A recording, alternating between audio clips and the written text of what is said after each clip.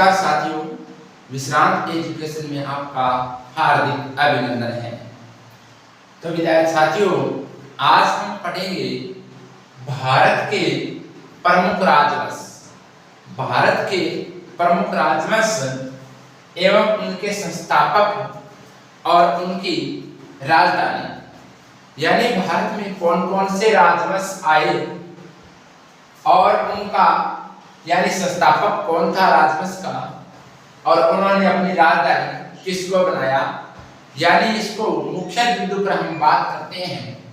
जैसे प्रश्न पूछा जाता है कि राजस्थान में जैसे हर्यक वंश आया तो हर्यक वंश के संस्थापक कौन थे और इन्होंने राजधानी कौन सी बनाई।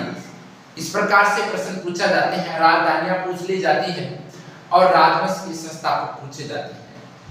आज हम बात करेंगे पहले कि हर्यक वंश के संस्थापक कौन थे। बिंबिसार थे और इन्होंने अपनी राजधानी बनाई थी गिरिब्रिज को। इसको गिरिब्रिज को हर्यक वंश एक नंबर में है। हर्यक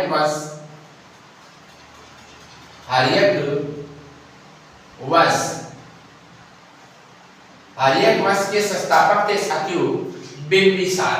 कौन थे? बिंबिसार थे। बिंबिसार इन्होंने अपनी राजधानी बनाया गिरिब्रिज या राजगृह है। गिरिब्रिज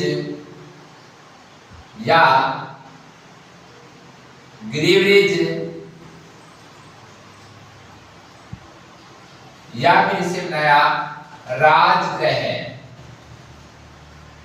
राजगृह को अपनी राजधानी बनाया। दूसरा था शिशुनाग वंश। शिशुनाग वंश के संस्थापक थे शिशुनाग और इन्होंने अपनी राजधानी बनाया था वैशाली को। शिशुनाग वंश, शिशुनाग वंश, इसके संस्थापक थे शिशुनाग।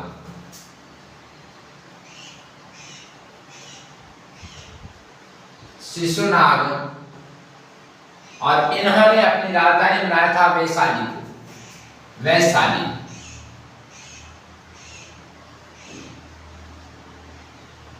वैशाली को अपनी राजधानी बनाया। इसके बाद में तीसरा राजवंश भारत में आता है नंदवंश।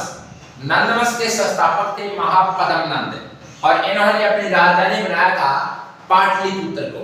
बात करते हैं नंदवंश। तीसरा राजवंश था नंदवंश। इसके संस्थापक थे साथियों महापद्मनंद। कौन थे? महापद्मनंद थे और इन्होंने अपनी राजधानी बनाया था पाटलिपुत्र को।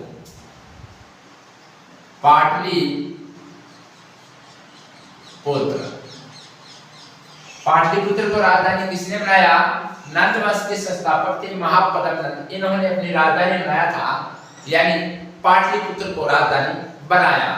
साथियों, इसके बाद में राजवंश आता है मौर्य वंश। मौर्य वंश के संस्थापक थे चंद्रगुप्त मौर्य है और इन्होंने अपनी राजधानी इसी को रखा था, यानी मौर्य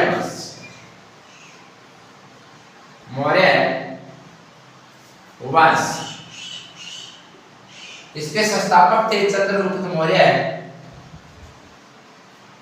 चंद्रगुप्त मौर्य इसके संस्थापक थे और इन्होंने भी राजधानी पाटलिपुत्र को ही रखा।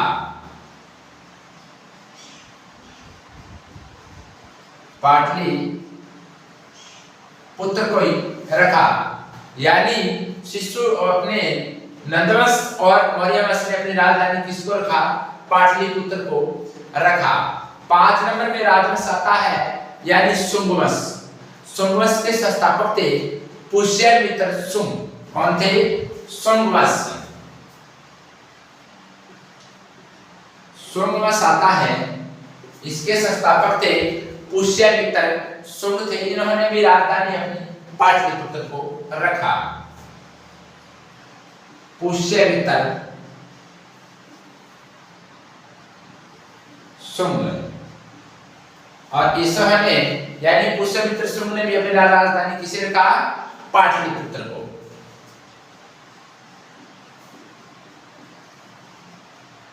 पाटलिपुत्र को राजधानी रखा। उसके बाद आता है सातवाहन वंश। सातवाहन वंश का संस्थापक कौन था?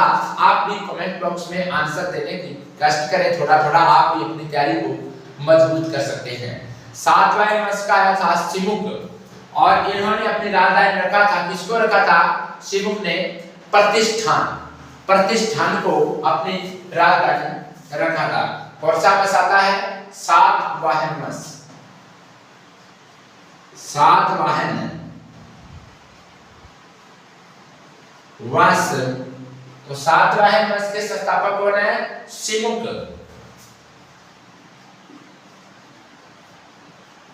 और इन्होंने अपनी राजधानी रखा प्रतिष्ठान को।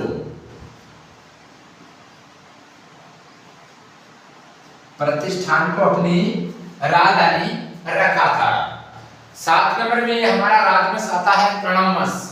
कण्व वंश का संस्थापक था जिसे वासुदेव था, और इन्होंने राजधानी बनाई थी पाटलिपुत्र को। आता है 7 में कण्व वंश। कण्व वंश, तो कण्व वंश के संस्थापक थे वासुदेव, और राजधानी रही इनके समय में पाटलिपुत्र। पाटलिपुत्र राजधानी रही थी। अगला था 8वां वंश आया था उसके बाद वाकाटक वंश। तो वाकाटक वंश आता है इसके बाद में। कौन सा? वाकाटक वंश।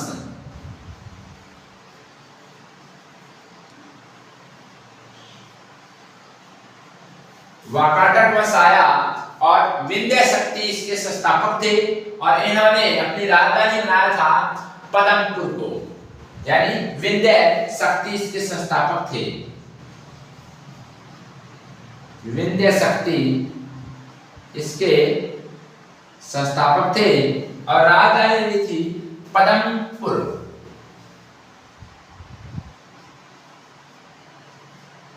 राजधानी रही थी। इसके बाद साथियों आता है कौन सा वंश आएगा? इसके बाद में कुषाण वंश आता है। कौन सा? कुषाण वंश आता है। कुषाण वंश, तो कुषाण वंश के संस्थापक थे कुजल कड़फिसेस। कौन थे? कुजल कड़फिसेस थे, और इन्होंने राजधानी बनाया था मथुरा को। कुजल कड़फिसेस। कुजल कड़फिसेस, इन्होंने राजधानी बनाया साथियों मथुरा को। मथुरा उत्तर प्रदेश में है वर्तमान में। तो इन्होंने किसको बुलाया? कुषाण वंश ने, यानी मथुरा को अपनी राजधानी घोषित करते हैं। इसके बाद में अगला 10वां आता है गुप्त वंश। तो गुप्त वंश के संस्थापक थे श्री गुप्त, और इन्होंने राजधानी बनाया था पाटलिपुत्र को। गुप्त वंश, गुप्त वंश, और इसके संस्थापक थे श्री गुप्त। कौन थे? श्री गुप्त थे, और इन्होंने अपनी राजधानी बनाया पाटलिपुत्र को। पाटलिपुत्र को राजधानी बनाया था श्री गुप्त ने। उसके बाद में आता है पुष्यभूमि। पुष्यभूमि या इसे कहते हैं वर्धन वंश। पुष्यभूमि, पुष्यभूमि या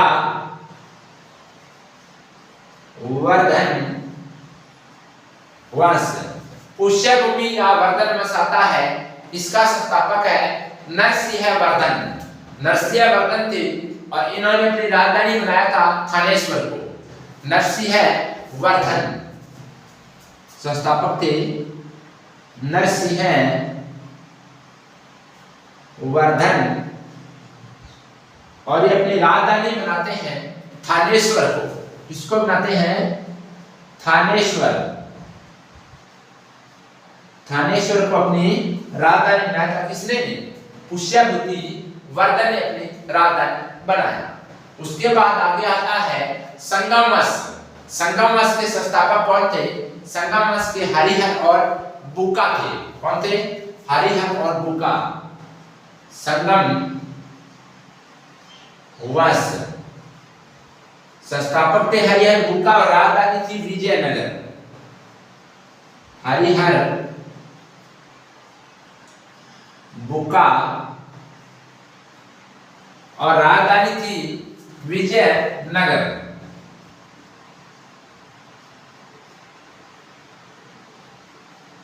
विजयनगर को अपनी राजधानी बनाया। किसने? संगमवंश के थे हरिहर बुका, इन्होंने अपनी राजधानी बनाया। उसके बाद में आता है पल्लव वंश। पल्लव वंश के संस्थापक थे सिंहवर्मन चतुर्थ। कौन थे? पल्लव वंश। पल्लव वंश के संस्थापक थे सिंहवर्मन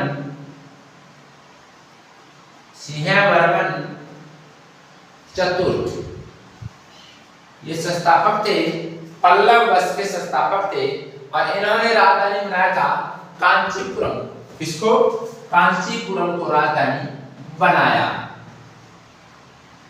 कांचीपुरम को राजधानी बनाया। इसके बाद में आता है चालुक्य वंश। 15 नंबर में है चालुक्य वंश। तो चालुक्य वंश के संस्थापक थे तेलप सेकंड और इन्होंने राजधानी बनाया था मान्यखेत को। तेलप सेकंड, इसके संस्थापक कौन थे? तेलप सेकंड थे और इन्होंने राजधानी बनाया था मान्यखेत को। किसको?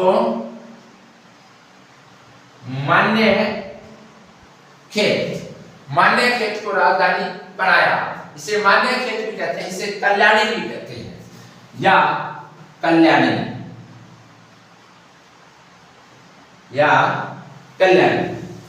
अब हम इसका दोबारा रिवीजन करते हैं कि भारत के प्रमुख राजवंश और उनके संस्थापक और इनकी राजधानियां। हर्यक वंश के संस्थापक कौन थे?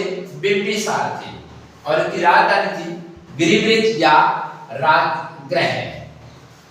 शिशुनाग वंश के संस्थापक थे शिशुनाग और इसकी राजधानी थी वैशाली। नंद वंश के संस्थापक थे महापद्मनंद और इनकी राजधानी थी पाटलिपुत्र। मौर्य वंश के संस्थापक थे चंद्रगुप्त मौर्य और इसकी राजधानी थी पाटलिपुत्र थी। और शुंग वंश के संस्थापक थे पुष्यमित्र शुंग और इनकी राजधानी थी पाटलिपुत्र थी। उसके बाद सातवां वंश आता है, इसके संस्थापक थे सिमुक और इसकी राजधानी थी प्रतिष्ठा। कर्णवंश के थे वासुदेव और इनकी राजधानी थी कर्णवंश की यानी पाटलिपुत्र ही रही थी। वाकाटक वंश विद्याशक्ति थी और इनकी राजधानी कौन सी थी? पदमपुर। कुषाण वंश कुजल कड़फिसेस थी और इनकी राजधानी थी मथुरा। गुप्त वंश का सिर्फ गुप्त थे और इनकी राजधानी थी पाटलिपुत्र। पुष्यभूमि या वर्धन वंश का नरसिंहवर्धन संस्थापक थे और राजधानी थी इनकी थानेश्वर। संगम वंश का हरिहर बुका और राजधानी थी विजयनगर। और पल्लव वंश आता है, इसका संस्थापक सिंहवर्मन चतुर्थ था और राजधानी बनाई कांचीपुरम को। चालुक्य वंश का संस्थापक था तेलप सेकंड और राजधानी मान्यखेत और कल्याणी। उसके बाद में गुर्जर प्रतिहार वंश आएगा, राष्ट्रकूट वंश आएगा, उसके अगले वीडियो में हम बात करेंगे साथियों। तो आप एक बार इतना याद कर सकते हैं, स्क्रीनशॉट ले सकते हैं।